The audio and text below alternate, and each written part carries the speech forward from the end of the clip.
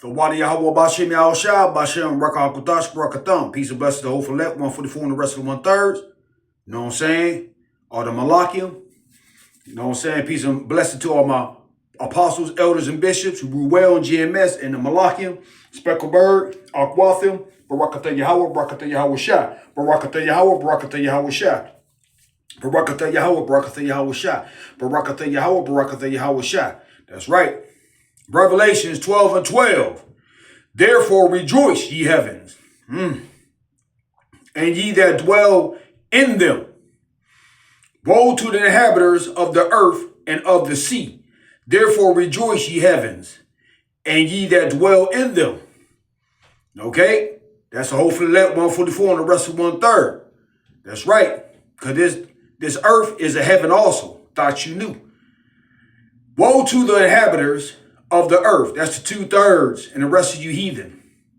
And of the sea. For the devil, Esau, the red one, hairy like a garment all over, is come down unto you, having great wrath. This is mainly in Babylon. Because he knoweth, that's the only thing that dumb motherfucker know. He knoweth that he have but a short time. That's right. And he know his time is short as hell. And I mean short than a mizak. Okay? Now we know this psyop that just happened down at the crack house, aka the White House. Okay? We already know it's a psyop. We already know what you do, Idumea. We know what all the garbage you do, all the garbage that you plan to do, everything you do is a psyop. Because you trying to come after Jake. The 12 tribes of Israel. Jacob. But it ain't going to work. The Lord said he's going to put you in straits because you scared on all sides right now, devil. Okay? And your time is almost up. Behold. All right, Shalom. I want to give all the praise, honor, and glory to Yahweh Bahasham, Yahweh Shai Bahasham Rakak Wadash. Double honors to the apostles and elders of Great Millstone who taught me this truth. And Shalom to the hopeful elect. This article is from businesstoday.in. And remember, head on the swivel, okay? The headline reads here, it says, all about Nazir Best, the White House shooter who believed he was Jesus, okay? So you already know what time it is, man. Okay, by any means necessary to make a narrative to come after Jake, as we've been warning you about. Okay, Jake is now the face of domestic tea, right? This is the book of Sirach, or Ecclesiastes chapter 5. In verse 15, and it reads, it says, be not ignorant of anything, in a great matter or small. We're not ignorant of anything. We're not ignorant of Satan's devices, man. Okay? We know they need a justifying narrative, okay, to come after Jake, as we've been warning you about. All right?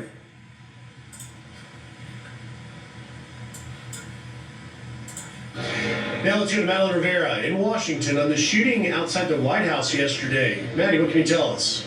Hi, good morning, guys. So this happened around 6 p.m. local time. So for those that don't know, that's usually around the time that correspondents at the White House are preparing for their evening live shots. So many of them actually heard the shots, and some of them scrambled to the ground for cover. The White House was placed on lockdown for nearly an hour. A Secret Service spokesperson says a person came to the checkpoint near 17th Street and Pennsylvania Avenue, and per their preliminary investigation, they say as the man walked up, he took a gun from his bag and began firing at officers. The Secret Service, they shot back and hit the suspect, who later died at a local hospital. Multiple sources now tell Fox News Digital the suspect was identified as 21-year-old Nazir Best from Maryland.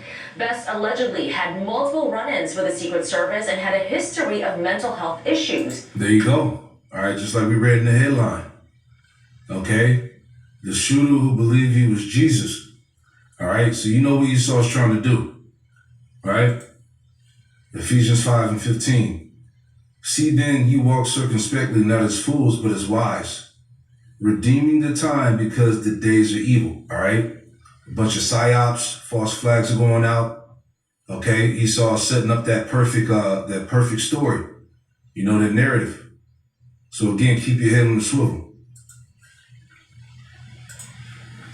He was reportedly detained by Secret Service on June 26 last year for flagging down agents and making threats, and again the next month for entering a restricted area. President Trump was at the White House when this happened, but he was not affected.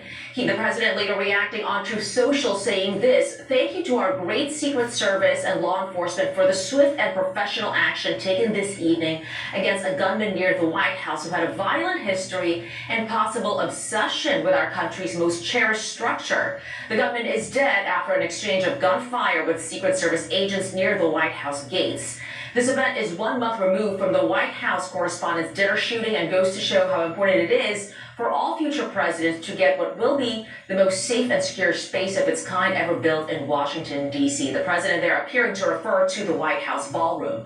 White House aide Stephen Chung says the president continued working through the evening, posting, "It's 9:30 p.m. on a Saturday night, and President Trump is still in the Oval Office working hard for the American people. He's simply one of one." The Secret Service says a bystander was shot during the incident, but it's unclear whether they were initially hit by the suspect or during the crossfire. Carly Rachel and Griff. Thank you, Maddie.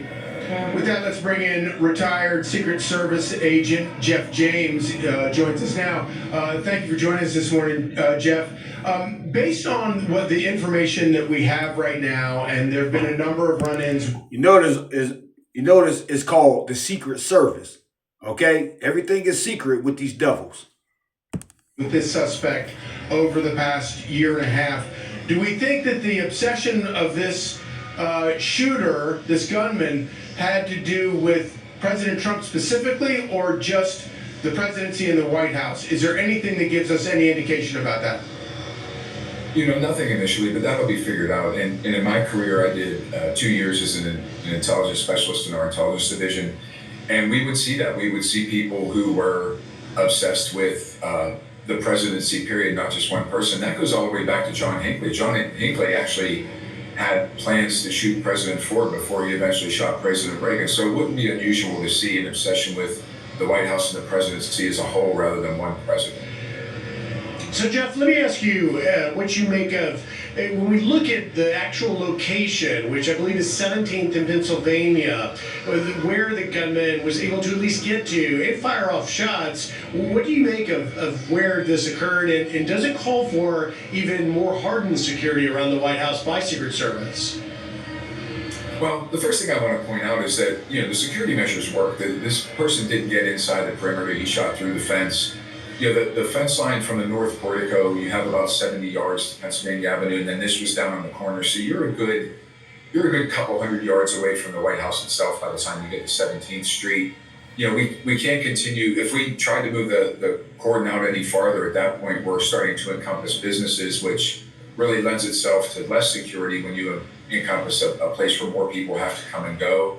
So the perimeter, the 18 acres that the White House covers, the perimeters are literally pushed out as far as they can go right in the center of D.C. there. All right. All right, Jeff James, thank you for joining us and for all those details. Appreciate it. Yeah, you notice they didn't mention about him, being Jesus and shit, so I guarantee you when they push more stories later, they'll probably mention it, right? But again, we know what time it is, right? This is 2 Corinthians 2:11. Lest Satan should get an advantage of us, for we are not ignorant of his devices, right? Job 21:27. Behold, I know your thoughts and the devices which you wrongfully imagine against me, man. So hey, this devil is always up to something, man. Okay? They mentioned this for a reason. Okay, believed that he was Jesus, and apparently this was like his second go around. I guess he tried it last year or whatever, and then they came again and they shot and killed him. All right. So a lot of weird shit is happening. But like I said, all to, create a justifying narrative to come down on Jake. All right. We warned you. Revelation 12 and verse 12, and it reads, Therefore rejoice, you heavens, and ye that dwell in them.